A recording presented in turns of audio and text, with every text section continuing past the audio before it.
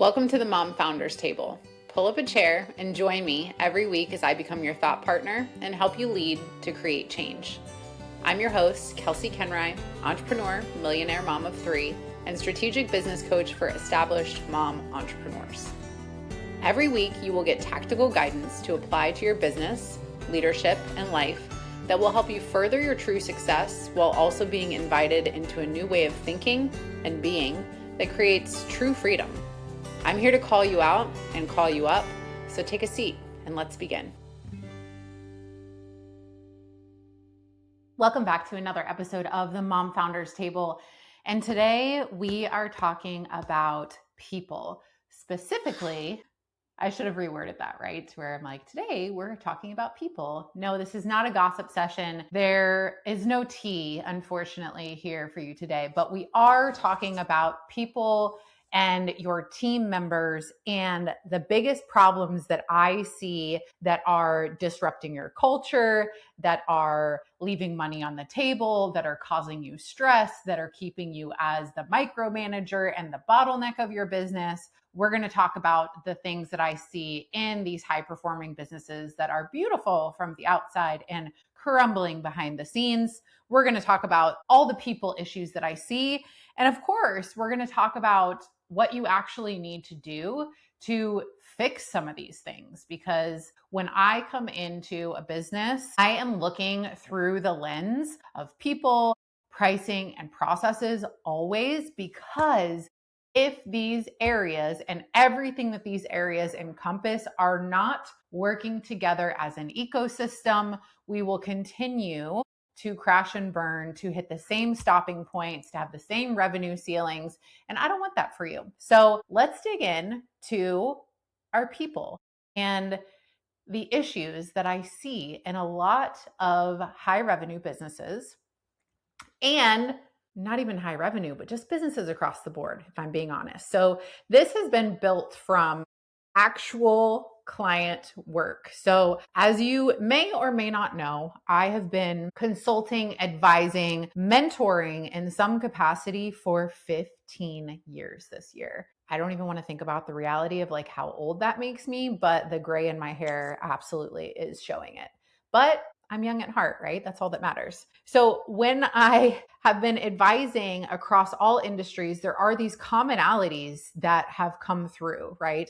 And these things became apparent as I was building out my own advising of like, okay, these are the recurring issues. They're all falling under these areas. And what people don't realize is that the results that they want in their life, right? They actually come from the infrastructure. And so the infrastructure of your business is everything that holds everything together, the way the behind the scenes of your business is designed. And 9 times out of 10, people have set this up from a place of their own expertise and not necessarily from a place of thinking about long term, which is why we hit these roadblocks and we're like, oh my gosh, I feel like I'm dying on the inside. I have no time for myself. My health is crumbling, all of the above, right? So people is one of these lenses that I'm looking through. The thing about people is it is probably the biggest stressor. Like people, all of my clients who have come to me, they're like, managing a team is probably the hardest part. And managing a team is hard because you have different people with different personalities, with different characteristics, and you're trying to get them to perform well and support you in what is your dream and your goals, right? So let's dig into some of the problems that have been consistently running through all these different industries that I've worked in. So number one is we have the wrong people or the wrong roles or a combination of these things. And what this looks like is, depending on what our hiring process looks like, which 9 times out of 10, I have to redo when I come into a client's business, but I digress. We rely heavily on our intuition and sometimes our hiring from a place of just like urgency and somebody help me, somebody take this over, right? And so what I see happening a lot is we end up with various team members that are not performing and or not meeting our expectations. And so what I find is that when we have the wrong people in what may be the right role, or we have the right role but the wrong person, it's always going to create resistance. We're always going to feel like we have to constantly check up on that person. We're always wondering, like, are they working? Are they doing what they're supposed to? What are they doing? Right. And so that's a huge problem that I see. Another problem that's connected to this is that the roles that we have for the people on our team are actually not clear. Everybody has hired at this point. You've brought somebody on, you've expressed to them, like, this is the role that I'm hiring for, this is what it entails, this is what I want to see. But again, you're likely missing a lot of the things that need to go in the job description itself. You're likely missing some steps in some onboarding. You're likely missing some SOPs, especially if this is a new role for your business. And so I love to think that most people want to do a really good job, but we might be preventing them from doing a good job because we're not giving them clarity on what our expectations are. So if the role is not clear, it's going to create confusion. Another thing that I see with our people is that we don't have any sort of accountability. For me, holding people accountable as an ex-fitness coach, gym owner, I know that accountability is a magical component of getting real results, because the science of change tells us that our brains don't want to.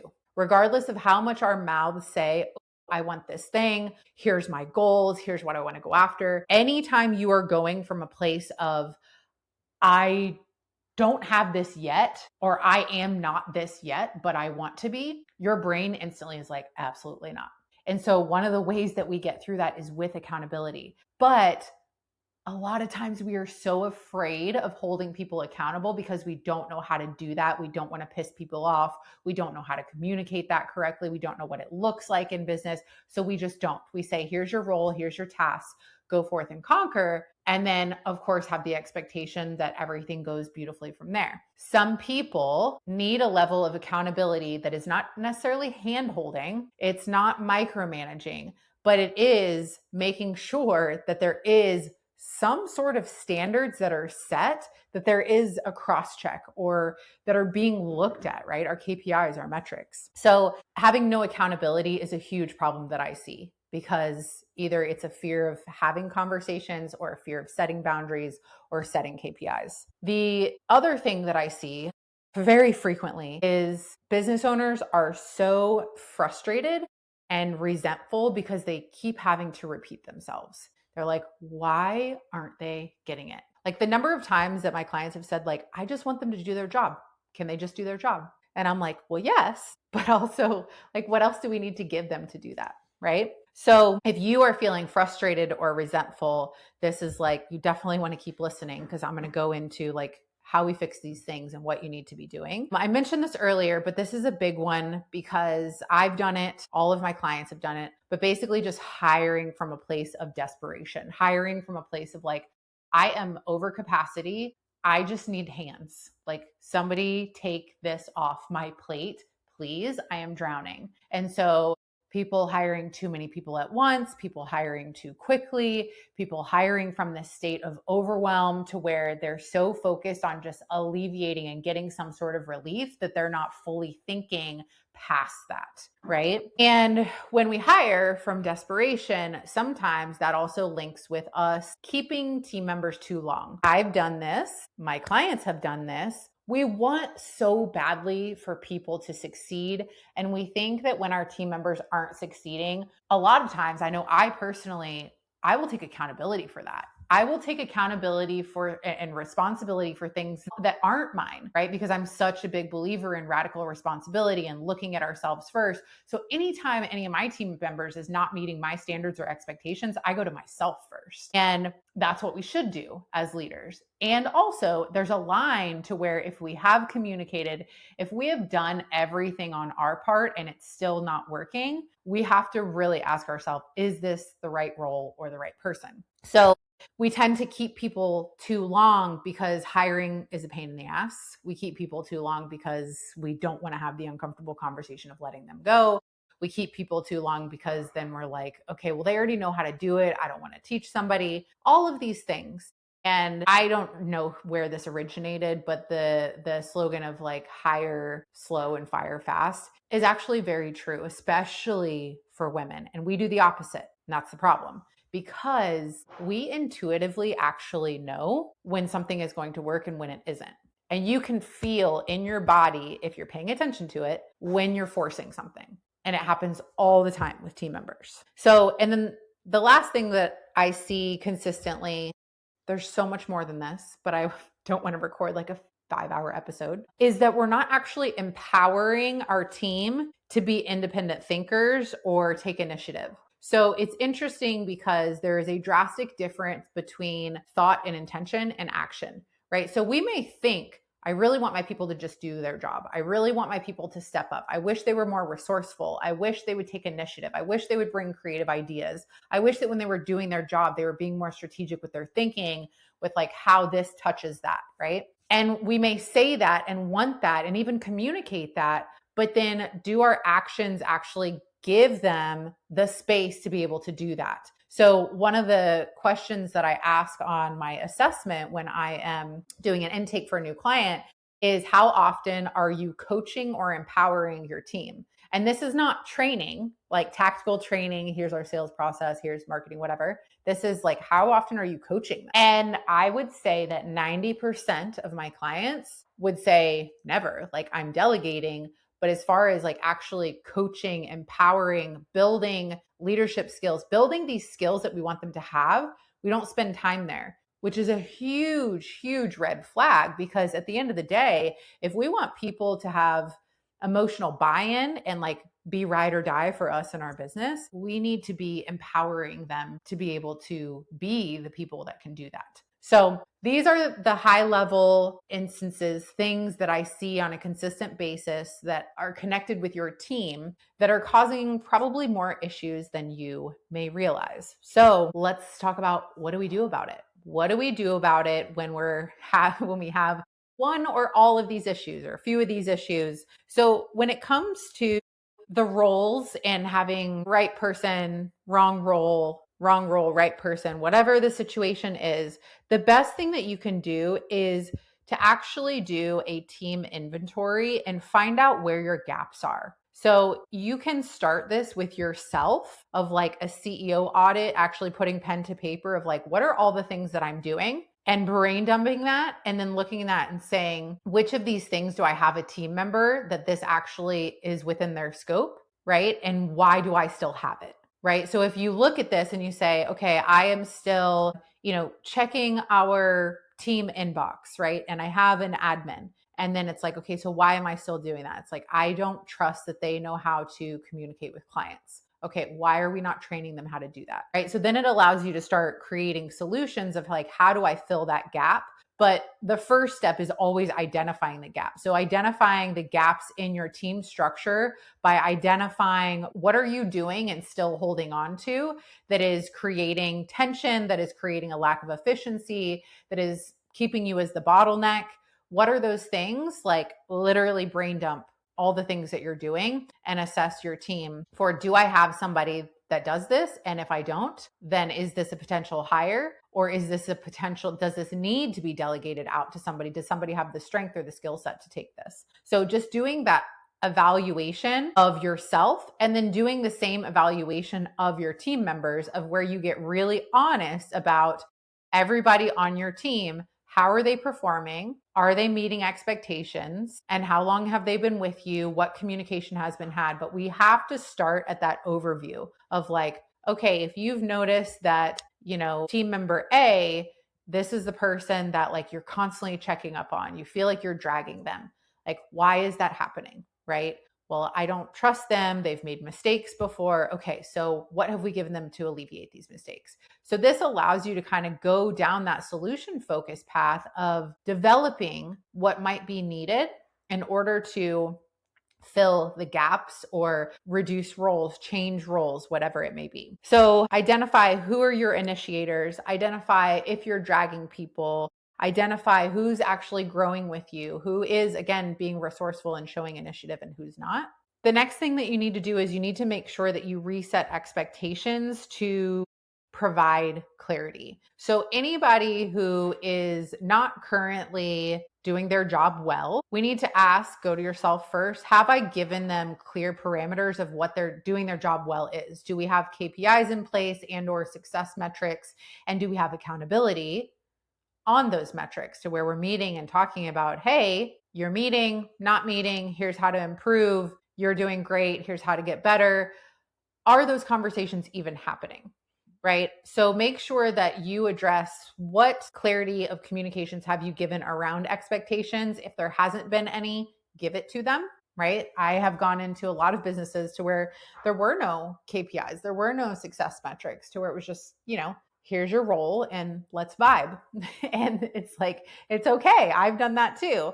But at a certain point, if you notice, like, okay, we're not giving them the clarity because we want them to perform at this standard, but they have no idea what that standard is. And so we need to provide that clarity for them. Once we understand, once we've provided clarity, once we've identified the people who are not necessarily meeting standards, we need to obviously give that clarity and then provide accountability through 30, 60, 90-day meetings. So let's say that you have a team member, you recognize in doing the team inventory, okay, this is a person I feel like I'm dragging. I feel like we've had some conversations. I've noticed some resentment, some frustration. So I'm going to go to me first. I'm going to establish KPIs. We're going to have a meeting about like what it looks like to be successful in this role. I'm going to clearly give that to them so they know what my expectations are. We're going to meet again in 30 days and we're going to see, are they doing it?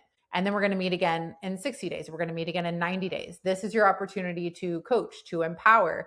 If they're just not meeting it at 30 days, obviously you course correct. And at 90 days, if they're still not meeting it, they're not improving, they're not implementing the conversation, then you can have a different conversation. We need to make sure that when we have these conversations, when we're resetting expectations, that we also restructure any roles so people have clarity of what they own. So we talked about wanting people to take initiative, be strategic thinkers, step up in different places. What do we need to give them to do that, right? Sometimes people need permission. Even if it's their role, even if it's listed on the document, but you're still holding it or you're still micromanaging that through them, they're going to feel like they don't own it. And so what are some conversations that you need to have? What sort of permission do you need to give? What sort of clarity do you need to provide so you can tell them, okay, here's what our entire team looks like. Here's what this person is in charge of. Here's the processes that they own. And everybody knows that, right? Across the board.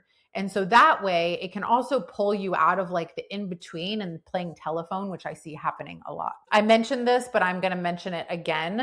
For every role you have in your business, make sure that you have KPIs and or success metrics. So what this is these are individual metrics that are trackable so that somebody knows what the expectations are and what success looks like in their role, right? So we can have these be like value-based, right? Like if time management is really important to you, like, are they being efficient with their time? Are they utilizing the project management software? Whatever these things are. But we need to clearly lay out, like, here's what you're essentially being graded on. Don't love that word in general, especially as a future homeschool mom, but I digress. Here's the things that we're looking at. Here's the things that you're being measured on to know if you are succeeding in this role, right? If they're in a sales role, we need to, how many conversions are we getting, right? So they need to have those clear goals because people will do better if you give them that clarity. So make sure that you create KPIs and success metrics for everybody. Something else that will fix the people issues in your business is figuring out, and this is business specific, like industry specific on and what your team looks like. So I can't give you an exact on this, but what is a process that your team can implement that would still give you oversight without you being in the business all the way? Here's what I mean by that. A lot of times what I find with team issues is it's actually trust issues. And so what I have found in myself and a lot of my clients is implementing some sort of process that provides oversight so that the business owner knows what is going on and when, alleviates a little bit of that need to be like, okay, I need to go double check or micromanage or see where that project is. And so you could do something like if you have like a COO or DOO, right? Somebody that is the head of operations, you can have them give you an overview of the week, right? Like popping in. I don't love a ton of meetings. So everybody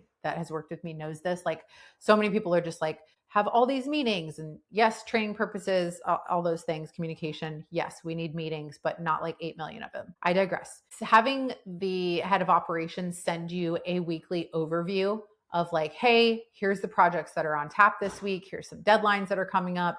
Here's what some of the individual team members are going to be working on that are going to come over to you for review. Just getting that like oversight of here's what's moving this week can bring a sense of peace and calm. We do this in my business.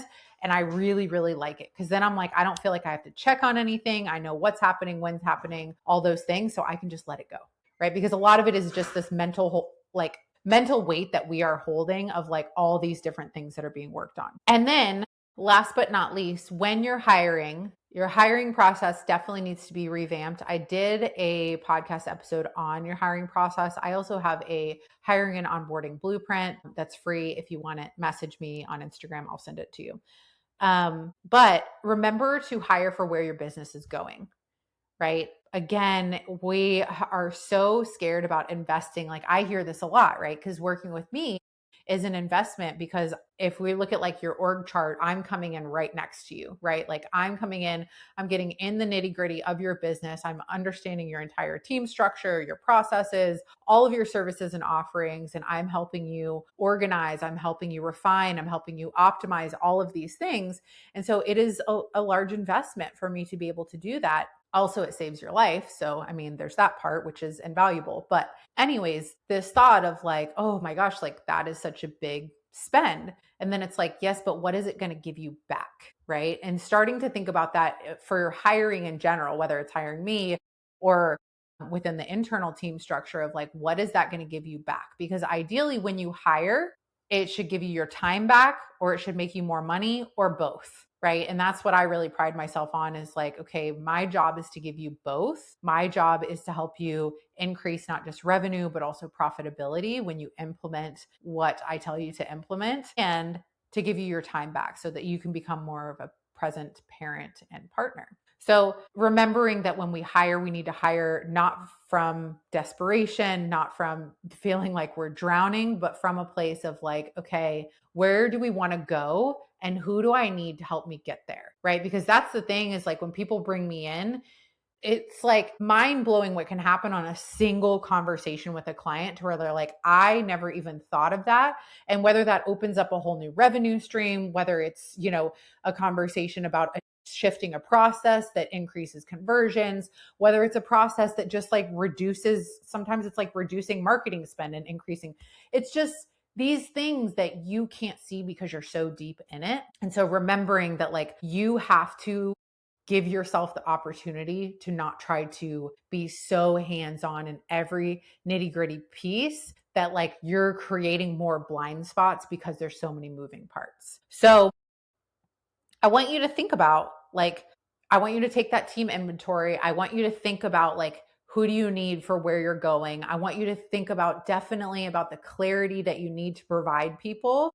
And I want you to remember that part of being a business owner and having a team is being a good leader yourself. And so where are you not walking the walk? Where are you not being representative of the values that you hold for your business? What do you need to do personally behind the scenes to create that congruence for what you want to see? And who do you need to help you? Right? I hope that this is giving you some clarity on some things that you need to do differently in your team today.